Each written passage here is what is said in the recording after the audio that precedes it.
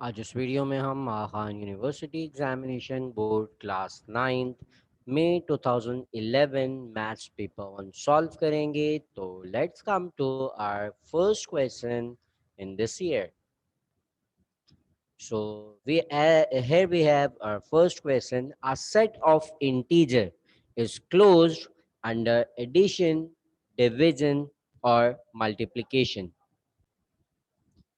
So this is a property that we have to identify that set of integer is closed under which of the following option.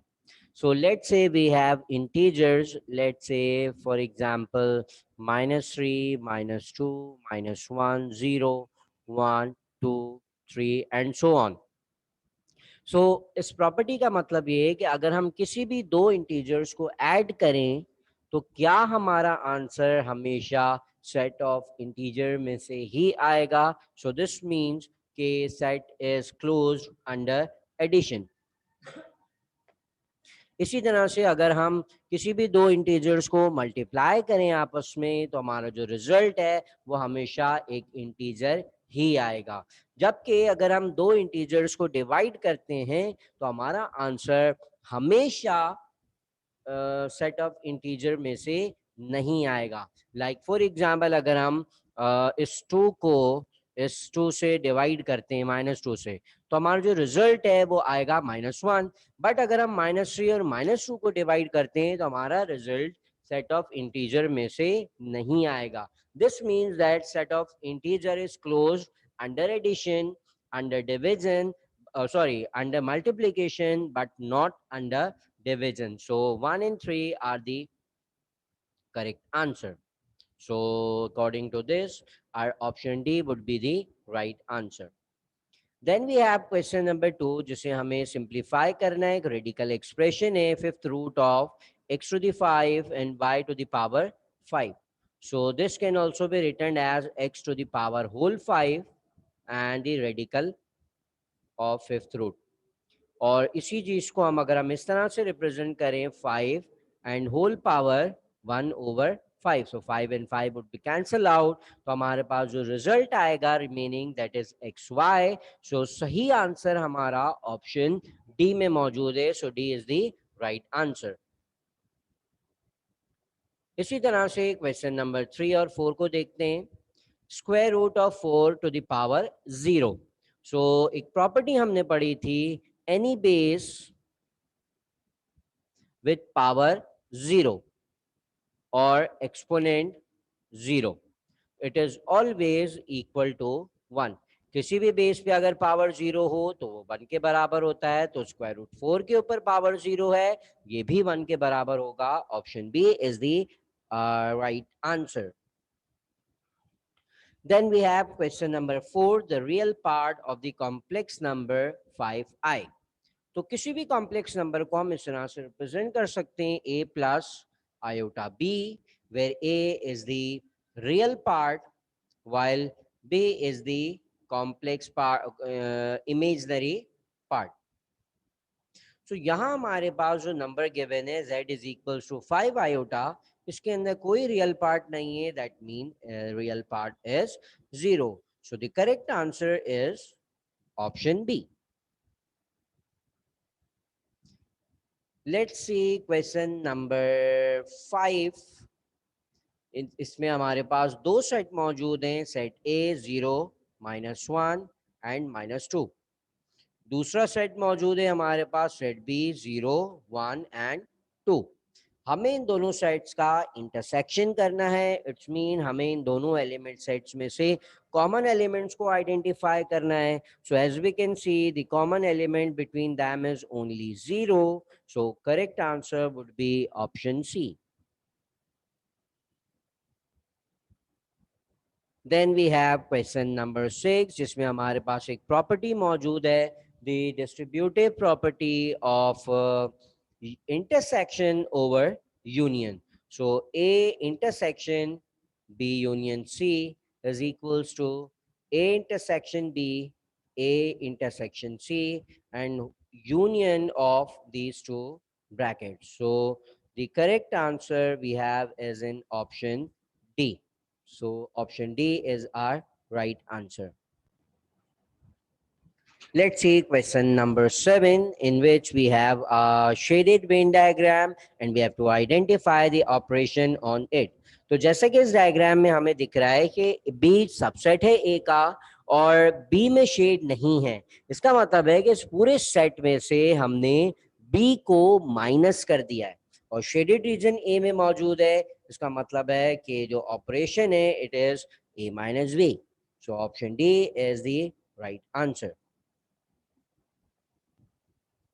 Let's come to question number 8 and 9. In question number 8, we have a binary relation and we have to find the domain of this relation. So हमें पता है कि जो first element होते हैं these are known as domain, जबकि जो second elements होता है ऑर्डर पेयर का उसे हम रेंज कहते हैं. सो 1 and 2 ये दोनों जो है वो हमारी डोमेन है. सो जो कि हमारे पास ऑप्शन डी में मौजूद है. तो सवाल का सही आंसर है ऑप्शन बी. क्वेश्चन नंबर 9 में हमारे पास रेडियस दिया गया है मून का इन मीटर्स और इसे हमें कन्वर्ट करना है in scientific notation. So 1738140 meters is the diameter और रेडियस ऑफ द मून. यहाँ हमारे पास डेसिमल मौजूद है और अकॉर्डिंग टू साइंटिफिक नोटेशन इसे होना चाहिए 1 और 7 के बीच में. सो 1.738140. सो 10 की पावर हम लेफ्ट साइड पे जाते हुए प्लस कर देते हैं, राइट साइड पे जाते हुए माइनस कर देते हैं. तो हमें डिजिट्स काउंट करने 2, 4 एंड 6. तो 10 रेज टू द पावर 6 हमारे पास आ जाएगी इस एक्सपोनेंट की पावर. तो ऑप्शन सी इसके मुताबिक हमारा सही जवाब होगा. Then we have question number 10. इस सवाल के अंदर हमें इसे सिंप्लीफाई करना है. न्यूमरेटर में अगर हम देखें तो हमें यहाँ पे परफेक्ट स्क्वायर का फॉर्मूला लगता हुआ नजर आ रहा होगा. A square minus 2ab plus B square. तो इसके मुताबिक अगर हम इसे परफेक्ट स्क्वायर बना दें तो ये कुछ इस तरह से हो जाएगा A minus B whole square, A minus B and A plus B. So A minus B और ए माइनस बी कैंसिल हो जाएंगे. तो हमारे पास जो रिमेनिंग न्यूमरेटर में बचेगा वो होगा ए माइनस बी और डिनोमिनेटर में ए प्लस बी.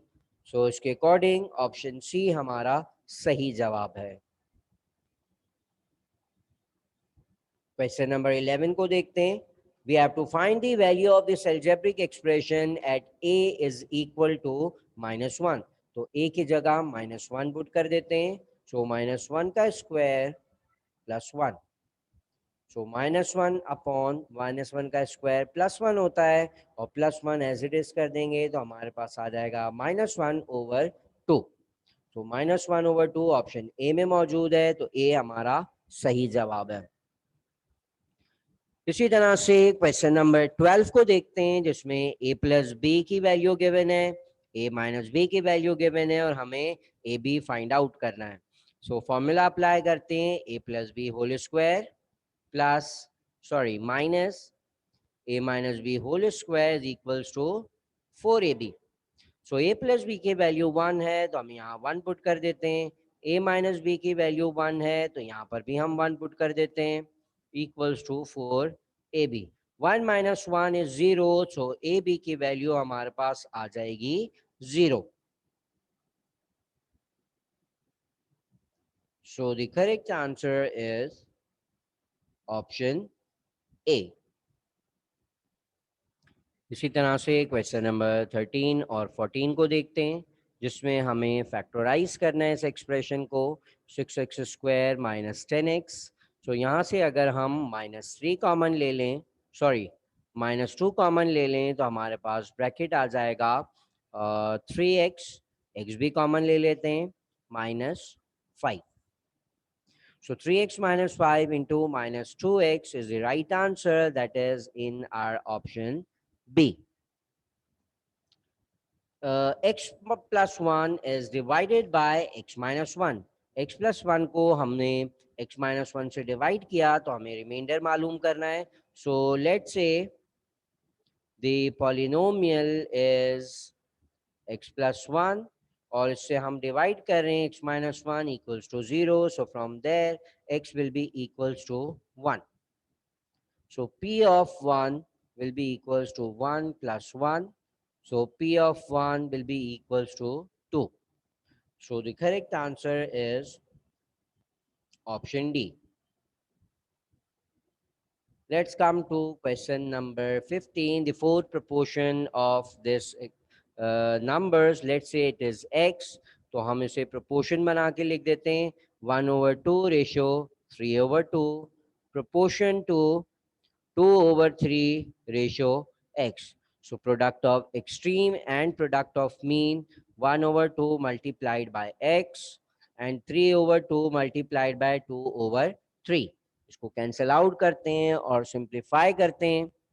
सो 2 और 2 कैंसिल हो गए, 3 और 3 कैंसिल हो गए. So x upon 2 is equals to 1, तो x इक्वल हो जाएगा 2 के. So the correct answer is option D.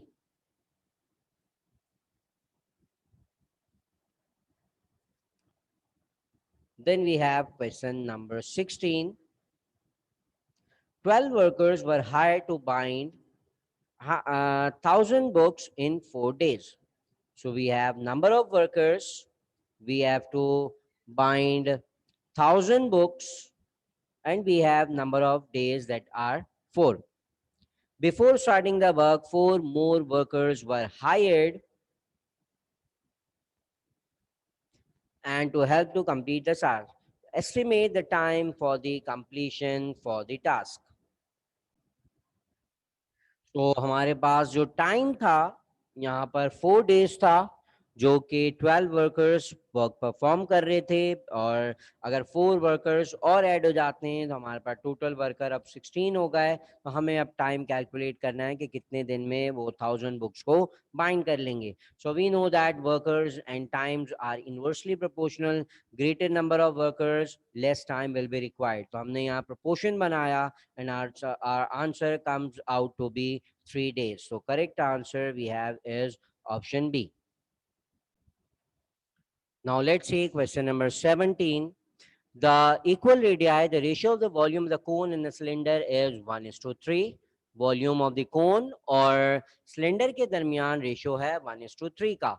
And the cylinder is 6. We have to find the volume of the cone. So cone and cylinder, their ratio is 1:3. और if the volume of the cylinder is 6, cylinder का volume 6 है, तो हमें find out करना है volume of the cone. So solve करते हैं इसे. 1:3 is equals to x/6. Product of mean and extreme 3x is equals to 6, so x would be equals to 2. So the correct answer is option A. Let's quickly move to question 18 and 19. We have a matrix and the type of matrix is a raw matrix because this matrix has 1 rows and 3 column. This type of matrix is the raw matrix. In question number 19, we have to identify the additive identity. Additive identity का मतलब है कि अगर हम दो terms को या दो मैट्रिक्स को ऐड करें जो कि एक दूसरे के एडिटिव इनवर्स हों, सो जो रिजल्ट आता है उसे हम एडिटिव आइडेंटिटी कहते हैं. और additive identity is the null matrix of order 2/2 because जब हम दो एडिटिव इनवर्स को ऐड करेंगे तो हमारा आंसर नल मैट्रिक्स आएगा. So option C is our right answer. Now let's see question number 20.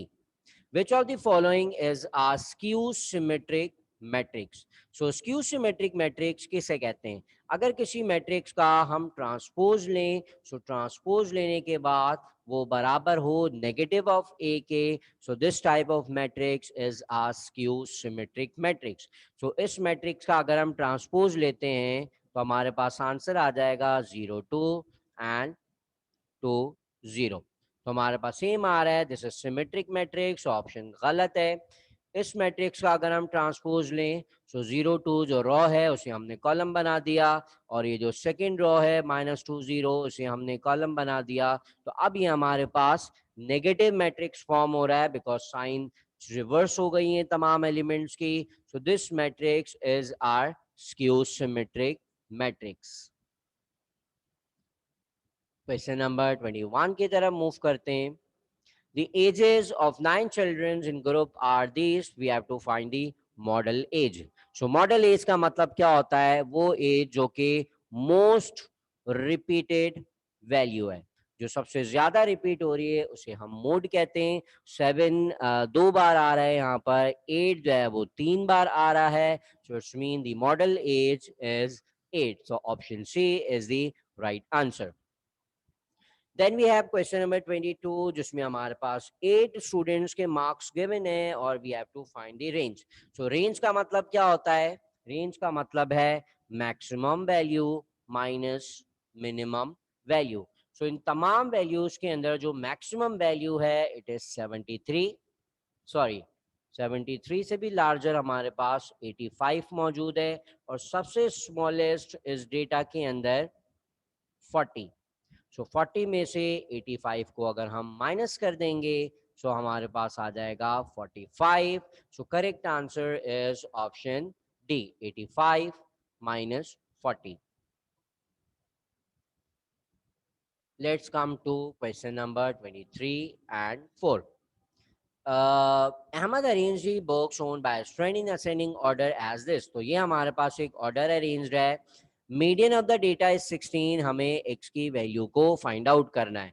तो यहाँ हमारे पास 2, 4 एंड 6 छः एंट्रीज मौजूद है डेटा में. तो ये इन दोनों का जो मीन है it will be known as the median. So 15 plus x divided by 2 will be equals to 16. So the value of x comes out to be 16 times 2 divided by 15. That is, sorry, 16 times 2 minus 15. So the correct answer would be 17. So option D is our right answer. Next सवाल में हमारे पास एक diagram मौजूद है जिसमें हमारे पास एक परपेंडिकुलर बाइसेक्टर ड्रॉ किया हुआ है जिसमें एक आइसोसेलेस ट्रायंगल फॉर्म हो रहा है. हमें ए बी की वैल्यू फाइंड करनी है. जो दोनों एंगल्स अगर बराबर है तो उसका मतलब है दोनों डिस्टेंस बराबर होंगे. अगर ये डिस्टेंस बराबर है तो उसका मतलब है P lies on right bisector. Right bisector के ऊपर मौजूद है. So this will be 3 and this all A B would be equals to 6 centimeters. So correct answer will be option C. Now let's come to question number 25. If the perimeter of the parallelogram is 16 and BC is 3, हमें AB की value find करनी है. So opposite sides are equal, तो ये दोनों 3 होंगी, और जो टोटल पैरामीटर है इट इज 16. इट्स मीन कि DC 5 and AB will also be 5. तो हमारे पास जो टोटल सम है तमाम साइड्स ऑफ द पैरेललोग्राम का वो आ जाएगा 16. तो इसका मतलब है कि AB की वैल्यू है 5. So option C is the right answer. Then we have parallelogram in which AO is equals to 3. We have to find the value of CO. We know that in a parallelogram, diagonals always bisect each other. By diagonals हमेशा एक दूसरे को bisect करते हैं. तो इस चीज का मतलब ये हुआ कि अगर ये 3 है तो इसकी वैल्यू भी 3 ही होगी. So option A will be our right answer. Question number 27 पे मूव करते हैं जिसमें हमारे पास एक एंगल बाइसेक्टर मौजूद है और एंगल बाइसेक्टर पे मौजूद पॉइंट का डिस्टेंस मौजूद है दोनों आर्म्स के साथ. So if P Q is 3, इसका मतलब यह है कि पी आर भी 3 के ही बराबर होगा.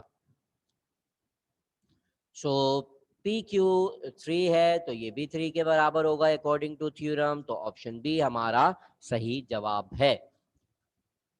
28 के अंदर हमारे पास एक ट्राइंगल मौजूद है ABC और हमें बताना है कि कौन सी साइड को किस साइड से बड़ी है. सो इस ट्राइंगल के हिसाब से सबसे बड़ा एंगल है तो ये वाली जो साइड है वो सबसे ग्रेटेस्ट होगी, जबकि सबसे छोटा एंगल 50 है तो ये वाली साइड सबसे स्मॉलेस्ट होगी. So AC is greater than BC. AC greatest side है and BC smallest side है. So this condition is true. AB greater than AC, तो AB greater नहीं है AC के साथ. BC greater than AB, BC smallest side है तो वो AB से बड़ी नहीं हो सकती. So option A will be the right answer. Question number 29 की तरफ चलते हैं, जिसमें हमारे पास एक ट्राइंगल मौजूद है जिसमें सबसे बड़ी साइड है 4. तो उसका मतलब है जो एंगल बी है वो सबसे बड़ा होगा, ग्रेटेस्ट होगा. और सबसे छोटी साइड 2 है तो 2 के सामने एंगल सी है जो कि सबसे स्मॉलेस्ट होगा. So C is the smallest and B is the greatest. So option A in this question is our right answer. Let's come to the last question, that is question number 30, in which we have to find the ratio of x to the y.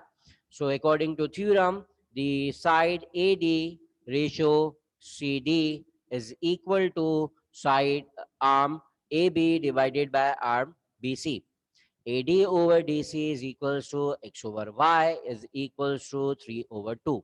So from this, x ratio y would be equals to 3 ratio 2. So the correct answer for this last question in this year is option D.